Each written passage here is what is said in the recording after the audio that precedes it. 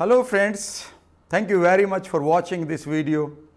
और इससे पहले कि हम आगे बढ़ें और नए नए स्ट्रक्चर्स को जानें, नए नए तरीके से आप अपनी स्पोकन को बेहतर करें और नए तरीके से आप अपने व्यक्तित्व को, अपनी पर्सनालिटी को बेहतर करें, लोगों के दिलों पर आप अपना प्रभाव छोड़ें, उसके लिए आज हम इस टॉपिक को लेंगे। और ये टॉपिक बहुत इम्पोर्टेंट है। इस टॉपिक को आपने जब भी इंग्लिश पढ़ी होगी, उस समय आपने पैसिव वॉइस एक वर्ड पढ़ा होगा। पैसिव वॉइस, ये पैसिव वॉइस क्या है और एक्टिव वॉइस क्या है, इसे बस इस वीडियो में हमें समझना है। और फिर अगली वीडियो से अब हम पैसिव वॉइस को भी यूज़ करना शुरू कर देंगे। What is passive voice? याद रखिएगा, there are two type of sentences, एक एक्टिव होते हैं और एक पैसिव होते हैं। पर इन्हें समझने के लिए आप पहली बात ये समझिए कि ये सिर्फ सेंटेंसेस में ही नहीं होते, ये इंग्लिश में ही नहीं होते, ये फैमिलीज़ में भी होते हैं। एक एक्टिव हस्बैंड होता है और एक पैसिव हस्बैंड होता है। एक active member of the family होता है, एक passive member of the family होता है। ये फैमिली में ही नहीं होते फ्रेंड्स, ये पॉलिटिक्स में भी होते हैं। एक पैसिव लीडर होता है किसी भी पार्टी में, कुछ एक पैसिव लीडर्स होते हैं और कुछ एक एक्टिव लीडर होते हैं। आप कहेंगे ये किस तरह से? चलो मैं समझाता हूं। पहले हम लेते हैं हस्बैंड वाइफ से, वहां से आप इसे इजीली समझ जाएंगे। आप समझिए कि एक हस्बैंड है और हस्बैंड का काम है कि वो पूरे फैमिली की टेक केयर करे, और वो जो भी सलाह अपनी वाइफ को दे, वो वाइफ उसकी बात मानती है, क्योंकि वो ये मानती है कि ये हेड है। Is that right? तो हम यहाँ पर कहेंगे कि यहाँ पर जो हमारा हस्बैंड है, ये एक्टिव हस्बैंड है। ये परिवार के लिए कमाता है, परिवार को डायरेक्शन देता है, और उसकी डायरेक्शन में सब चीज़ें हो रही होती हैं। तो हम कहेंगे ये एक्टिव हस्बैंड है। लेकिन आप बहुत सारी फैमिलीज में ये भी देखेंगे कि वहाँ पर हस्बैंड एक्टिव नहीं है, वो बिल्कुल डोरमेंट है, वो इनएक्टिव है, और वहाँ पर उसे कंट्रोल किया जाता है। आप ये कह सकते हैं डायरेक्शन दी जाती है उसकी वाइफ के द्वारा। तो हम यहाँ क्या कहेंगे कि ये पैसिव हस्बैंड है, यानी कि ये एक्टिव नहीं है। ऐसे ही बहुत सारे लीडर्स हमारी पॉलिटिक्स में भी एक्टिव होते हैं और पैसिव भी होते हैं। फॉर एग्जांपल, अगर मैं आपको कहूं कि 2 बार प्राइम मिनिस्टर जो बने गए हुए थे इंडिया में, गुलजारी लाल नंदा, वो कभी एक्टिव पॉलिटिक्स में नहीं थे।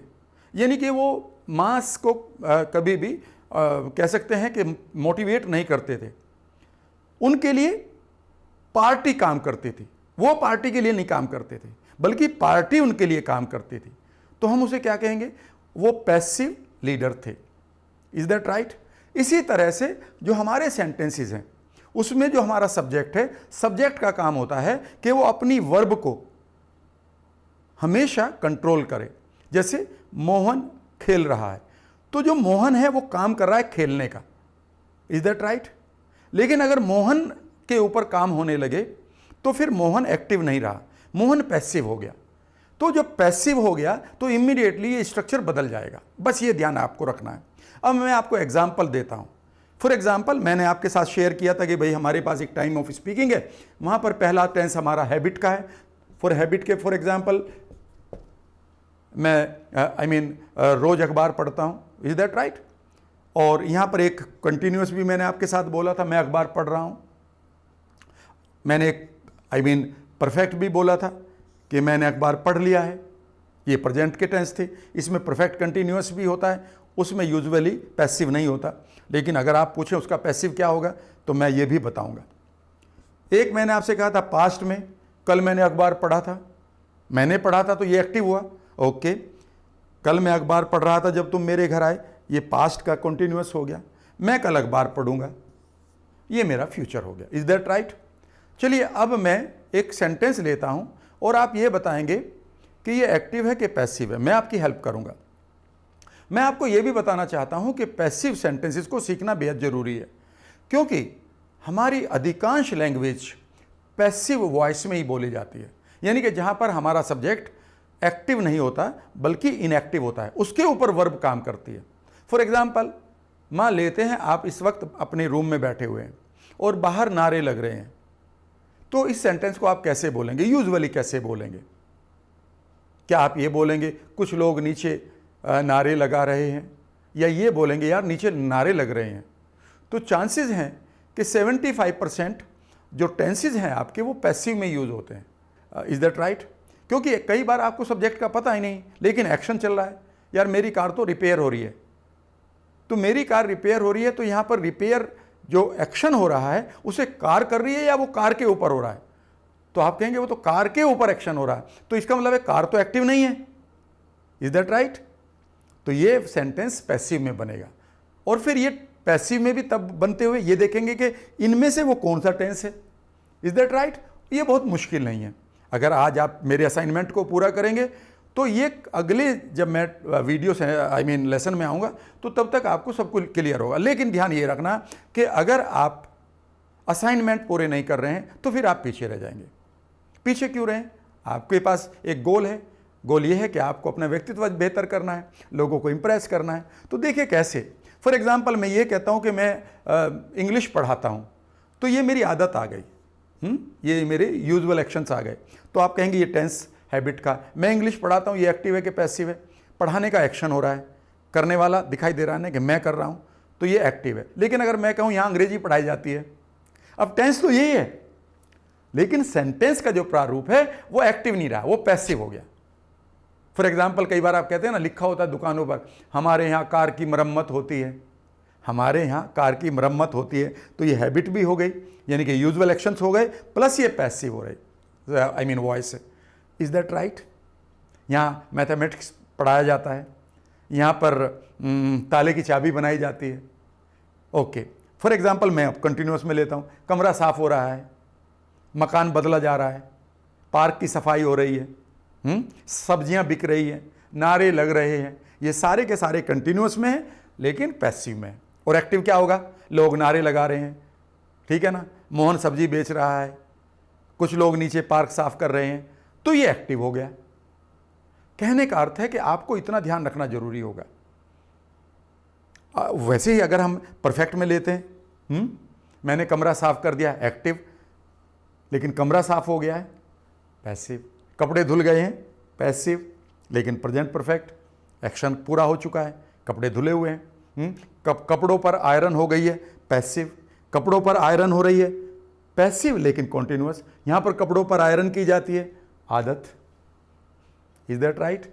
कितना आसान है आपके लिए समझना। बस एक सेंटेंस देखते हैं अब।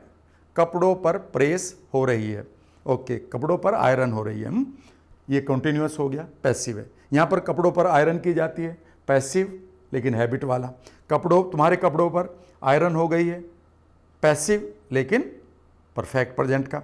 अब इसे पास्ट में देखते हैं। तुम्हारे कपड़ों पर आयरन हो गई थी कल, पैसिव।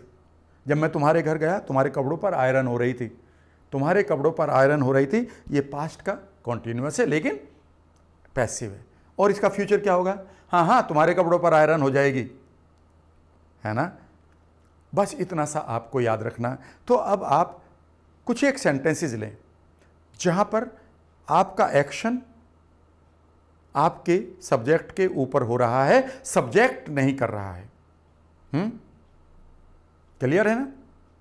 फॉर एग्जाम्पल अगर मैं ये बोलूं मोहन की पिटाई हो रही है, तो वर्ब क्या है? बीट, पिटाई करना, राइट। बताइए मोहन कर रहा है कि मोहन की हो रही है? तो आप कहेंगे मोहन के ऊपर एक्शन हो रहा है, तो ये एक्टिव है कि पैसिव है?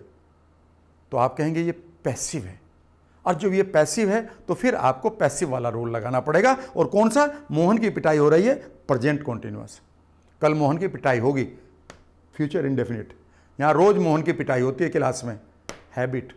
मिठाई, अभी मोहन की पिटाई हुई है, उसका चेहरा लाल है, प्रेजेंट परफेक्ट, पैसिव। कल मोहन की पिटाई हुई थी, पास्ट इंडेफिनिट। जब मैं क्लास में गया ना, मोहन की पिटाई हो रही थी, past continuous. Is that right? उसको उठा लिया गया है, किडनैप, राइट। उसे उठा लिया जाएगा, राइट। उसे उठा लिया गया था, क्लियर है।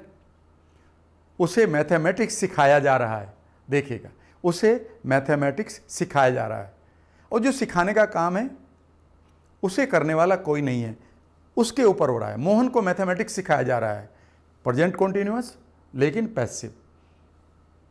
मोहन को मैथमेटिक्स सिखा दिया गया है, परफेक्ट, काम हो चुका है। मोहन को कल मैथमेटिक्स सिखाया जाएगा, फ्यूचर इंडेफिनिट।